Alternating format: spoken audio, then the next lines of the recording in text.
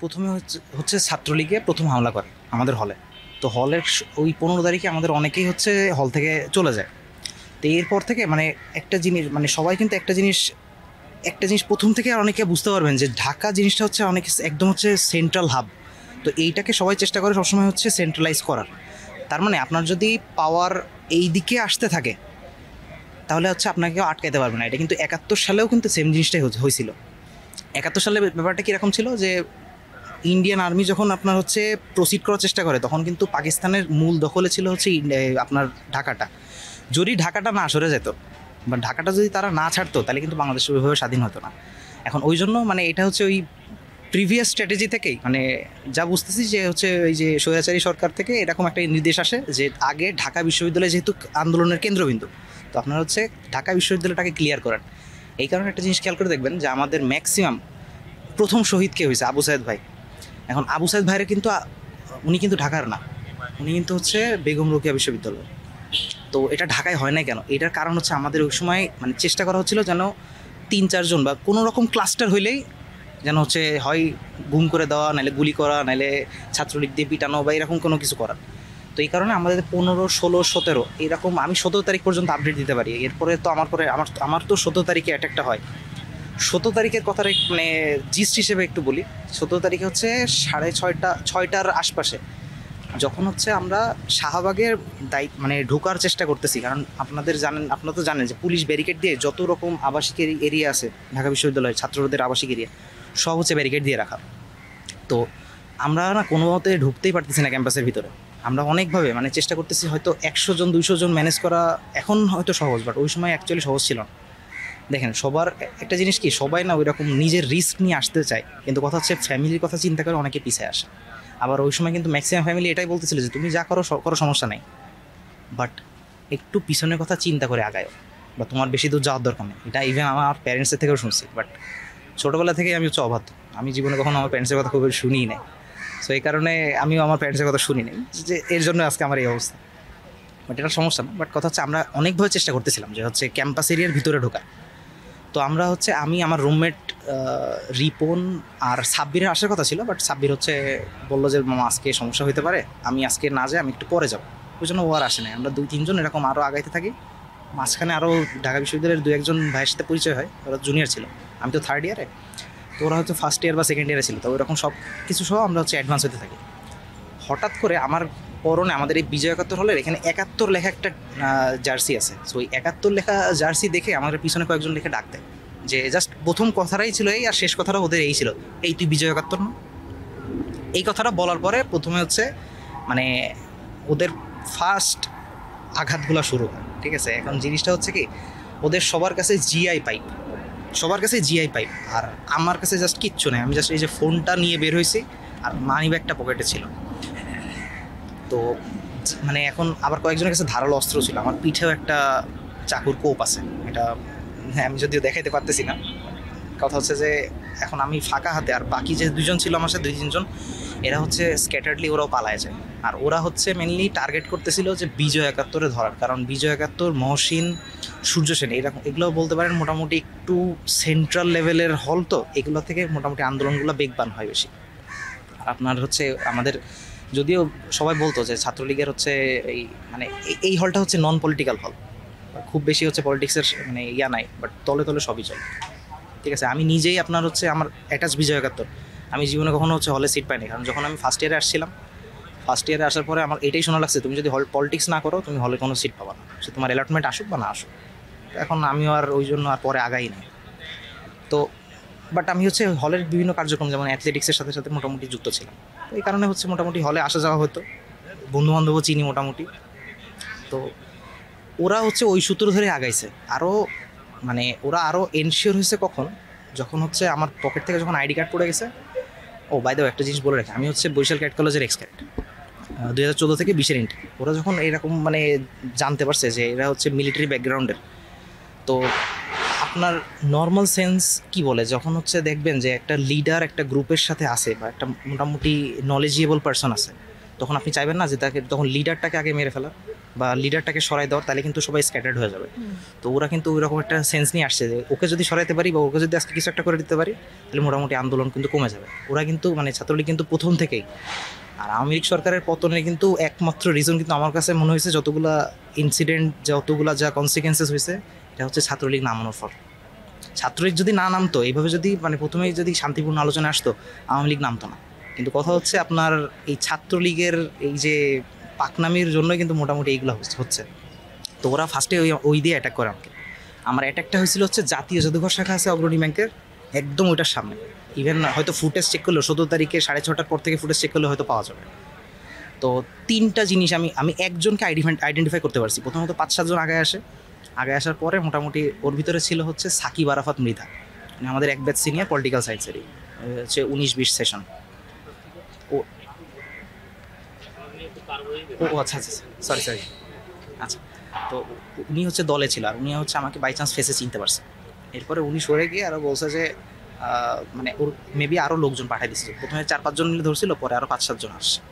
So এরকম 12-14 জন মিলে যখন হচ্ছে আমার পুরো অ্যাসাল্টেশন চলতেছে, তো এখন মানে আমি একা ফাঁকা হাতে, আমি যদিও সেলফ ডিফেন্স জানি, বাট কথা হচ্ছে আপনি এই ধারালো অস্ত্র বা হচ্ছে এই যে জিআই পাইপ, এটার সামনে আপনি বেশিক্ষণ দাঁড়ায় থাকতে পারবেন না যতক্ষণ, মানে তারপরেও আপনি হচ্ছে আউট নাম্বার 1 ভার্সেস 15, এটা মানে কোনো দিক দিয়ে হচ্ছে ম্যাচ করে না।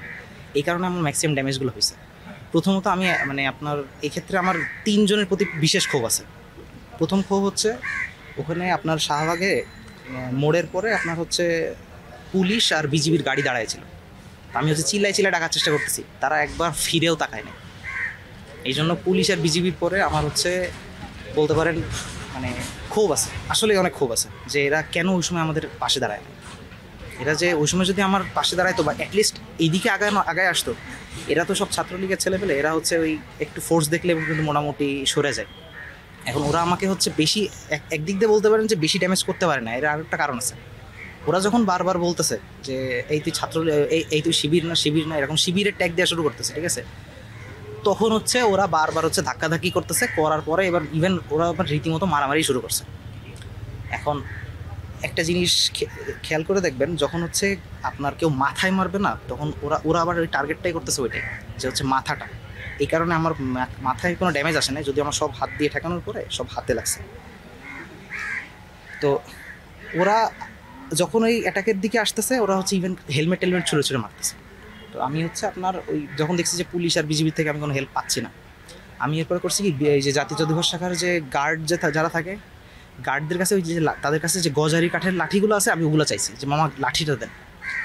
ওই দুইজনই জাস্ট দাঁড়ায় দেখলো যে আমি চাইলাম, পুট করে ভিতরে ঢুকে গেল।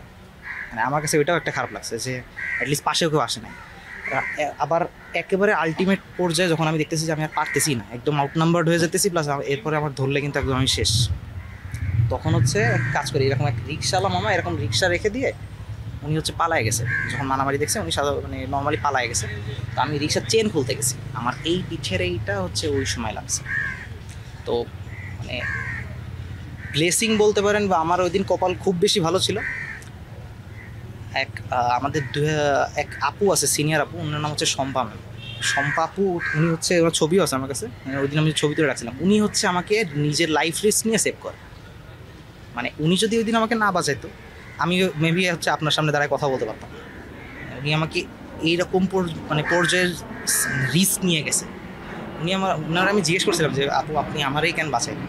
হচ্ছে যে উনি বলছে যে দেখো, তোমার এরকম জাস্ট আধা ঘন্টা 1 ঘন্টা আগে তোমার মতো একজনকে আমার সামনে পিটায় মেরে ফেলছে। আমি বুঝতেছিলাম যে সে মারা গেছে কিনা, বাট সে তার দেহ নিথর হয়ে পড়েছিল। তো আমি যদি তোমাকেও মেরে ফেলতো, আমি নিজেকে কখনো ক্ষমা করতে পারতাম, দেশের একটা মানুষ হিসেবে ক্ষমা করতে পারতাম।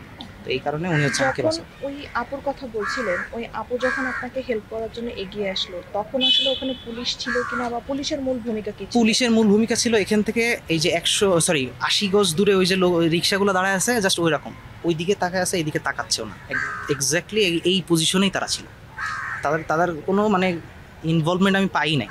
তাদের ইভেন আপনি ডাকলেও শুনতেছেন না। আচ্ছা আপনি কি মনে করেন, এখান থেকে যদি আমি ওই যে ঝালমুড়িওয়ালা আছে এখানে ডাক দিলে অ্যাটলিস্ট শুনতে তো হবে, বা চিল্লাই ডাক দিলে, যখন আপনি হচ্ছে নর্মাল রেঞ্জে চিল্লাইলে তো শুনবে না, বাট আপনি যখন বুঝবেন যে আপনার অবস্থা অনেক খারাপের দিকে, প্রায় মরণাপন্ন অবস্থা, তখন তো আপনি অন্যভাবে চিল্লাবেন, সেটা ওরা শোনেন।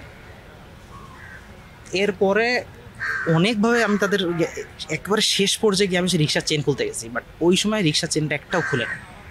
এই কারণে আমার এই ব্যাক স্ট্যাবিংটা ওই সময় হয়। তাও হচ্ছে আরও গভীর হতো, বাট আমি ওই সময় টেকনিক্যালি সরে গেছি। এক পর্যায়ে আমার হচ্ছে পকেট থেকে আমার আইডি কার্ডগুলো পড়ে যায়। তো ওরা হচ্ছে আইডি কার্ডটা তুলে নেয়, আর ওরা আমাকে বারবার বলতেছে, এই তুই পালাচ্ছিস না কেন, এই তুই পিছনে ঘুরে দৌড় দে, তুই দৌড়াচ্ছিস না কেন, পিছনে চলে যাচ্ছিস না কেন, মানে আমি পালাই যাচ্ছি না কেন, ওদের কোশ্চেন ছিল বারবার এটা। এখন আমার কথা হচ্ছে আমি তো কোনো ভুল করিনি, তা আমি কী জন্য পালাবো? আর আপনার আমি যেহেতু হচ্ছে ক্যাডেট কলেজের স্টুডেন্ট, তো আমরা হয়তো কখনো পালাইতে শিখিনি, আমরা যুদ্ধ করতে শিখছি। আর যুদ্ধক্ষেত্র থেকে পালানো এটা আমার কাছে সাপোর্টিভ না। সো এই কারণে ওরা হচ্ছে বারবার যখন দেখতেছে যে কী রে এরে মারলে ওরা এ শুয়ে পড়ে না কেন, এই কারণে ওরা একটু কাইন্ড অফ প্রথমে ভড়কায় গেছিলো, ওরা ওই জন্য আরও লোকবল আনতেছিল। এই কারণে আমি আরও বেশি আউটনাম্বার্ড হয়ে যাই, প্রথমে 5-7 জন, তারপরে আরও মানে আলটিমেটলি যখন লাস্ট পর্যায়ে ছিল 14-15 জন মতো। এরপর যখন আমার কার্ড দেখে, ওরা কার্ড দেখে একজন বলে, মানে ডিরেক্টলি এই কথাগুলোই শুনছি যে এই মামা এর তো মেরে লাভ নেই, এ তো ডিফেন্সের লোক, এর মেরে লাভ নেই, এর মারলে উল্টা আমরাই মার খাবো। এরপরে ওরা এক পর্যায়ে আমার হচ্ছে এই মানি ব্যাগটা ফালাই দিয়ে আস্তে করে পিছনে ফিরে দৌড় দেয়। ওই সময় হচ্ছে সম্পাপ্য আসেন, ওই সময় উনি আমাকে এসে কোনো মতে রিক্সায় তোলেন। এখন কথা হচ্ছে আমার মাথায় অনেকগুলো ওই সময় আঘাত ছিল। সম্পাপুর পাশে আর একজন লম্বা করে একটা লোক ছিল, ওনার নামটা আমার জাস্ট মনে নাই, বলছিল কোথায় সম্পাপু। কথা হচ্ছে যে উনি বারবার আমার আইডি কার্ডের ছবি নিচ্ছিল আর বলতেছিল তুমি একটু মানে সাইডে আসো বা চিপায় আসো, তোমার সাথে কথা আছে। তো আমিও ওই সময় বুঝছি যে মেবি আপনার হচ্ছে ওই ছাত্রলীগ বা যুবলীগের সামহাও কেউ এ চাইতেছে যে এরা যেহেতু মানে সামনাসামনি ফাইটিং করে মানে মারা যাচ্ছে না, তাহলে সাইডে নিয়ে আস্তে করে গুম করে দেয়। তো ওইটা সম্পাপু ওই সময় বুঝতে পারছে, করে উনি হচ্ছে চিল্লাপাল্লা করে একটা রিক্সা ডেকে নিয়ে কোনো মতে ওনার বাসায় গেছে। বাসায় যাওয়ার পরও আপনার ওই সময় হয়েছিল কি, আপনার এই মোড়ে এরকম সামনে যতগুলো মোড় আছে সব 4-5 জন করে মানে ছাত্রলীগের ছেলে পেলে লাঠি বলেন বা ধারালো অস্ত্র বলেন এগুলো নিয়ে দাঁড়ায় ছিল সব। তো এরা হচ্ছে মোটামুটি এরকম আগায় আসতেছে। তো আপুর সময় তো পুরো কান্নাকাটির অবস্থা। আমি বলতেছি যে আপু আপনি কান্নাকাটি করেন না, আপনি যদি এরকম বিহেভ মানে ফেসিয়াল এক্সপ্রেশন এরকম রাখেন, ওরা আপনাকে আগে অ্যাটাক করবে। আপনি নর্মাল থাকেন, নর্মাল থেকে আমরা আগে ভিতরে যাই। যাওয়ার পরে এরপরে যাওয়ার পরে শুনি যে ওনাদের বাসার যে নিচে যে দারোয়ান বলতেছে যে ওনাদের বাসার চারপাশে নাকি ঘিরে ফেলছে ছাত্রলীগের বা আওয়ামী লীগের বা যুবলীগ যে লিগই হোক, লোকজন সব ঘিরে ফেলছে, যে একজন উপরে উঠছে, যদি আমরা এর পাই এর একেবারে শেষ করে দিতে হবে, নাহলে এ থাকলে সমস্যা। তো আমাকে বলতে পারেন যে আমি হচ্ছে ল্যাব সায়েন্সে আমাদের বরিশাল ক্যাডেট কলেজেরই মুরাদ ভাই আছে, তো ওনার কাছে আমি হচ্ছে ট্রিটমেন্ট করি। তো উনি হচ্ছে মানে বলে যে আমি তুমি কোনো মতে আগে ইয়েতে আসো, আমার ক্লিনিকে আসো, আমি যেমনি তোমার মানে সর্বোচ্চটাই দিব, বাট কথা হচ্ছে তোমার যেমনি হোক আগে আসতে হবে। এখন ওই টাইমে না কোনো অ্যাম্বুলেন্স পাওয়া যাচ্ছে, না কেউ গাড়ি নিয়ে বের হতে সাহস পাচ্ছে, না আমি রিক্সা নিয়ে বেরোতে পারতেছি, কারণ ওই যে রিক্সা নিয়ে বেরোলেও তো সমস্যা আছেই। তো সেফটি রিজনের জন্য অনেক পরে ক্লিয়ার হয় যে না ওই যে এরিয়াটির লোকজন মোটামুটি হয়ে গেছে। আমি এরপরে যে রক্তমাখা যে গেঞ্জিগুলো ছিল ওগুলো হচ্ছে চেঞ্জ করে একটা নতুন গেঞ্জি পরে স্বাভাবিক স্টাইলে আমি মোটামুটি আগাইতে থাকি। সো ওই হচ্ছে আমার স্কিপ করে আপনার চলে আসার মূল কাহিনী। আমার এইটা হচ্ছে 17 তারিখের ঘটনা। 17 তারিখের পর থেকে আমি হচ্ছে আপনার আমার খালার বাসায় যাত্রাবাড়িতে ওখানে যাই। তো যাত্রাবাড়িতে ওপেন থাকা অবস্থায়ও আমার তো প্রথমত হচ্ছে ঘুমের ডোজ অনেক বেশি চলতেছিল, কারণ হচ্ছে বলছিল যে এটা তোমার যা মানে ইন্টারনাল ইনজুরি আছে অনেকগুলা, ব্যাক স্ট্যাবিং আছে, প্লাস ফ্র্যাকচারও আছে হাতে। সো তোমার হচ্ছে একটু ঘুমাইলে বেটার, এই জন্য ঘুমানোর কথা। আর এরপর থেকে আপনার এরপর আরেক রকম সমস্যা শুরু হয়। প্রথমত আমি তো বলছি যে আমি কখনো পিছিয়ে আসবো না। তো হয়তো আমি ফিজিক্যালি আন্দোলনের সাথে থাকতেছি না, বাট আমি চেষ্টা করতেছিলাম যে হচ্ছে আপনার ভার্চুয়ালি কোনোভাবে কানেক্টেড থাকার, যে কোনোভাবে। তো এর কারণে বিভিন্ন নাম্বার থেকে আমাকে কল আসে। আমি একজন ইভেন আমাকে এরকম পরিচয় দেয় যে আমি হচ্ছে এনএসআই একজন হচ্ছে ফিল্ড স্টাফ, আপনি এগুলো করা বাদ দেন, এরকম কথা বলে। আমি জাস্ট ওই সময় বলছি যে আপনি আপনার কাজ করেন, বা এরকম একটা মানে ওখানে একটা প্রভোকেটিভ একটা স্টেটমেন্ট দিয়ে আমি হচ্ছে ওনাকে ব্লক করে দিয়েছি। তো এরকম থ্রেটও আমার কাছে আসছে। ইভেন আপনার বাসায় কারা কারা এসে জানি জিজ্ঞেস করতেছে, মানে এরকম মানে ঘুরায় পেঁচে জিজ্ঞেস করতেছে যে বাসায় কোনো ছাত্র আছে কিনা, কারণ যাত্রাবাড়ি এরিয়া তো মোটামুটি ওই সময় সেফ ছিল। এরপরে হচ্ছে আমার যশোরে চলে যাওয়া লাগে। আমি হচ্ছে যশোরে গত পরশু দিন আসছি যশোর থেকে, একটু যখন হাতের অবস্থা ভালো হয়েছে তখন। নতুন বাংলাদেশে যদি বলেন যে আমার পার্সোনাল অপিনিয়ন কি, প্রথমত আমি যদি এখানে যে আমরা ছোটোবেলায় তো এরকম প্যারাগ্রাফ লিখছি যে if I were prime minister, তো আমি ওই রকম সেন্স থেকেই বলতেছি, যদি আমার কাছে এই ক্ষমতাটা থাকতো, আমি 4টা সেক্টর, বিশেষ করে 4টা সেক্টর প্রথমেই আমি হচ্ছে যা যা আছে পুরানদের বাদ দিয়ে নতুনদের আনতাম, কারণ আমাদের দেশে বাংলাদেশে কখনো বীরের অভাব ছিল না। এটা আমি প্রথম থেকে আমি এটা বিশ্বাস করি, এটা কেউ বলুক, কেউ স্বীকার করুক বা না করুক, বাংলাদেশে বীরের কখনো অভাব ছিল না। বাংলাদেশের সবাই মানে যারা জন্মায় যারা সবাই বীর, আর সবাই হচ্ছে এখানে জাতে যোদ্ধা। হুম। এই খেতাবটা আমাকে একজন দিছে যে তুমি তো একটা জাতে যোদ্ধা। যাই হোক, সেটা না, যদি আমাকে কেউ এরকম পাওয়ার দিত, আমি 4টা সেক্টর নিয়ে আগে কাজ করতাম। প্রথম সেক্টর হচ্ছে শিক্ষা। আমাদের শিক্ষার অবস্থা অনেক খারাপ, বিশেষ করে এই যে নতুন কারিকুলাম, এরকম বিতর্কিত কারিকুলামের আমার দরকার নেই। এর থেকে আমার আমার এই সরকারের পক্ষে কাছে দাবি থাকবে যত দ্রুত সম্ভব এই কারিকুলামটা চেঞ্জ করে পুরাতন কারিকুলামে ব্যাক করা, যদি সম্ভব হয় নতুন আরও কোনো কারিকুলাম এনে, বাট ইফেক্টিভ কারিকুলাম আনা। এরকম মানে এই বোগাস টাইপের কারিকুলামের কোনো দরকার নেই আমাদের। দ্বিতীয়ত হচ্ছে প্রশাসন, যেটা হচ্ছে আমাদের মানুষের আস্থার জায়গার মেনলি কাজ। এখানে করতাম কি, এখানে দেখেন আমার তো ডিরেক্ট ইনভলভমেন্টের কোনো সুযোগ আমি পাচ্ছি না, বাট যদি আমি এরকম পাইতাম, আমাদের সিকিউরিটি ব্রিচের আমরা হচ্ছে এই দলীয়তান্ত্রিক দিকটা না দেখে আমরা হচ্ছে মানবতান্ত্রিক দিকটা আগে দেখার চেষ্টা করতাম। কারণ এখানে দেখেন আমার তো মানে এখানে আমাদের ডিফেন্সেরও কিন্তু রিক্রুটমেন্টের পলিসি এটাই। সৈনিকের কথা বাদ দিলাম, যারা ডিফেন্স অফিসার হয় তাদের আগে দেখে হচ্ছে মেন্টালিটি। কারণ আপনার যদি মানে মেন্টালিটি ভালো না হয়, আপনার বডি দিয়ে আমরা কিছু করতে পারবো না। এই কারণে আমি হচ্ছে এই ফুল প্যানেলটা চেঞ্জ করতাম। কারণ এখানে আমাদের এই যে কিছুদিন আগে আমাদের এক্সক্যারেটের, আমাদের পাবনা ক্যাডেট কলেজের এক্সক্যারেট নামটা সাইদ ভাই, সাইদ ভাইয়ের একটা কথা শুনছিলাম যে হচ্ছে উনি বারবার বলতেছে যে আমাদের স্বরাষ্ট্রমন্ত্রী, সরি নামটা আমি ভুলে যেতেছি, যে একটা প্রভোকেটিভ একটা স্টেটমেন্ট দিছে যে হচ্ছে আওয়ামী লীগ চাইলে দল গঠন করতে পারে। শাখাওয়াত হোসেন স্যার। এখন ওনার কথা হচ্ছে যে আপনার কি মনে হয় এত কিছু হয়ে যাওয়ার পরে ওনার এই কথাটা বলা উচিত হয়েছে? আমি এই জায়গাগুলো আমার এটা বলার সময় না, প্লাস এটা হচ্ছে উনি ঠিক বলে নাই। এখন দেখেন, যেটা ঠিক সেটা ঠিক, যেটা ভুল সেটা ভুল, এটা আমার কাছে সারা জীবন সেম থাকবে। আমার আমার আমার কাছে পাওয়ার থাকলে আমি আগে এইগুলো আগে চেঞ্জ করতাম, যে এই রকম লোকজন থাকবে না।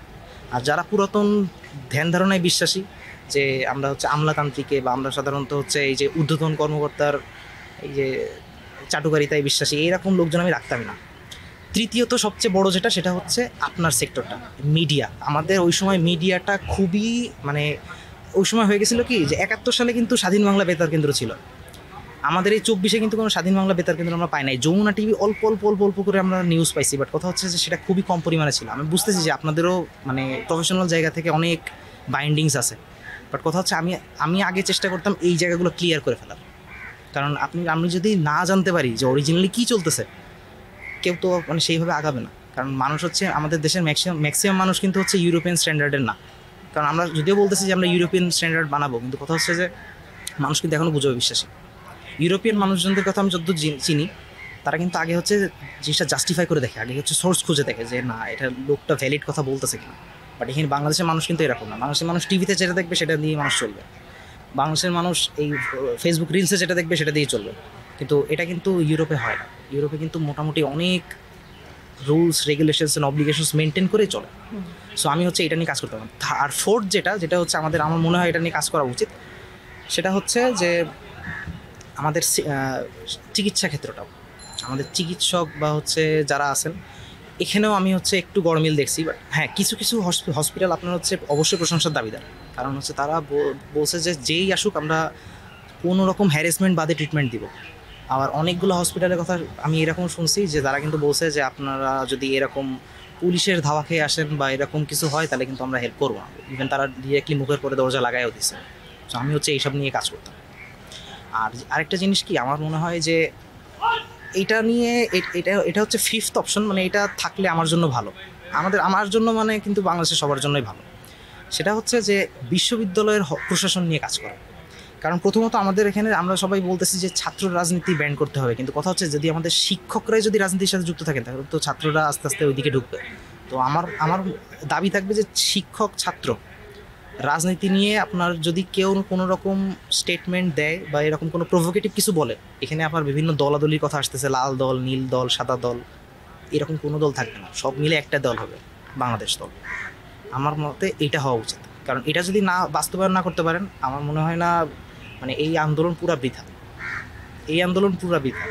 আরেকটা জিনিস কি, মানে এটা হচ্ছে যে আপনার সাথে প্রথমে যে কথাটা হচ্ছিল সমন্বয়কারীদের নিয়ে, এখন সবাই হচ্ছে যা দেখতেছি মোড়ে মোড়ে সব হচ্ছে মানে পাড়ায় পাড়ায় সবাই হচ্ছে স্বঘোষিত সমন্বয়। আমি এতে মানে বাধা দিব। কেউ যদি নিজে থেকে আগে আসতে চায়, সমন্বয় কিন্তু কোনো পাওয়ার না, এটা একটা দায়িত্ব। হুম। আবার বলি, মানে রেসপন্সিবিলিটি আর পাওয়ার দুইটা কিন্তু পুরো ডিফারেন্ট জিনিস। অবশ্যই। এখন এই জিনিসটা নিয়ে তারা হচ্ছে মানে মিস ইনফরমেশন মানুষের ভিতরে বিতরণ করতেছে। ইভেন তারা আমি এরকমও অনেক নিউজ পাইছি যে তারা হচ্ছে এরকম এখন চাঁদাবাজি, মানে তারা বলতেছে যে হচ্ছে আমরা এখন ছাত্রদের জন্য নিচ্ছি, বাট ছাত্রদের জন্য নিচ্ছে না, তারা নিচ্ছে নিজেদের জন্য। আর প্রথমে বলে রাখি, এরকম যদি হয়, আমি আমাদের যে 6 প্রধান সমন্বয়ক আছে তাদের কাছে আমি রিকোয়েস্ট করব যেন এই সমন্বয়ক প্যানেল ক্যান্সেল করে দেয়, ফুললি ক্যান্সেল করে দেয়, যে সমন্বয়ক হিসেবে কেউ থাকবে না। কারণ আমরা তো এক্সট্রা প্রিভিলেজড হইতে আসি নাই।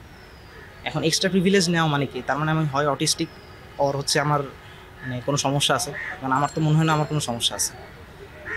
জিনিসটা কিন্তু আবার 71-এর রিপিটেশন চলতেছে। যেমন যত মানুষ 71-এ যুদ্ধ করছে, যুদ্ধের পরে হঠাৎ করে ভুয়া মুক্তিযুদ্ধ বেড়ে গেছে। এর কারণ ছিল এই একটাই, সবাই নিজে নিজে স্বঘোষিত মুক্তিযুদ্ধ। অরিজিনাল যারা যুদ্ধ করছে তারা কিন্তু চুপচাপ আছে, তারা কিন্তু কখনো নিজেরা এইভাবে ফলোভাবে পরিচয় দেয় না বা সার্টিফিকেটের জন্য কাজ করে না। যেমন আমাকে একজন সিনিয়রভাবে বলতেছিলেন যে তো যে শহীদ.info না একটা ওয়েবসাইট আছে, ওই ওয়েবসাইটে হচ্ছে মানে এনলিস্টিং করা যায় যে কে কে মানে আহত হয়েছে, কে কে নিহত হয়েছে। উনি বারবার আমাকে বলতেছিলেন যে হচ্ছে তুমি এখানে এনলিস্টেড করে ফেলো নিজের নামটা। এখন আমার কথা হচ্ছে, আমি তো কোনো সার্টিফিকেটের জন্য বা এনলিস্টেড হওয়ার জন্য তো এগুলো করিনি। আমরা আন্দোলনে আসছি, আমাদের কাছে মনে হয়েছে এটা ঠিক, যেটা ঠিক সেটা ঠিক, যেটা ভুল সেটা ভুল। তো আমার কাছে মানে এইটা একটা দাবি থাকবে। এখন সমন্বয়করা ওই 6 যে প্রধান সমন্বয়ক, তারা এখন জানি না কী করবে এটা নিয়ে। মানে আমার কাছে তাদের দাবি থাকবে যে প্লিজ এই সমন্বয়ক প্যানেলটা যদ্দূর সম্ভব ডিসমিস করে দিতে। আমরা এখানে আমি প্রথমে বললাম যে বাংলাদেশে কিন্তু বীরের কখনো অভাব ছিল না। এখানে যারা জন্মায় তারাই বীর, যারা সবাই এখানে জাতে যোদ্ধা। আমাদের এখানে আলাদাভাবে দরকার নাই। এখানে আমাদের এখন যাদের দরকার সেটা হচ্ছে প্রোটেক্টর।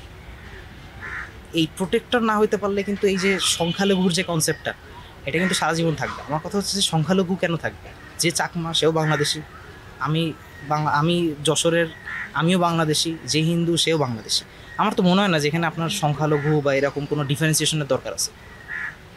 আমার এটা মনে হয় না যে এটা আমার পার্সোনাল মতামত। এখানে অনেকের মতামতের বিরোধ থাকতে পারে, বাট তারপর এটা আমার মনে হয় যে আমার এখানে এই সংখ্যালঘু কনসেপ্টটা না থাকাই বেটার। বাট হ্যাঁ, যারা হচ্ছে অরিজিনালি পিছায় পড়তেছে, যেমন আমি হচ্ছে পার্বত্য চট্টগ্রামের কথা যেটা বলি, এখানে কিন্তু আমার অনেক চাকমা ফ্রেন্ড আছে, তারা কিন্তু বলে যে আমাদের কিন্তু পাহাড়ে এখনও পর্যন্ত এরকম শিক্ষার মানে আলো বা প্রভাব ওইরকম যায় নাই। আমাদের এখনও হচ্ছে টিচারের সংকট, ওখানে সব কিছুরই সংকট চলতেছে। তো ওখানে যদি একটু কাজ করা যেত ভালো হতো। তো আমার কাছে এই 5-7টা দাবি থাকবে, যদি সম্ভব হয় এগুলো চেঞ্জ করার, নয়তো আমার মনে হয় না যে এই যে আন্দোলন এটা ইফেক্টিভ হবে।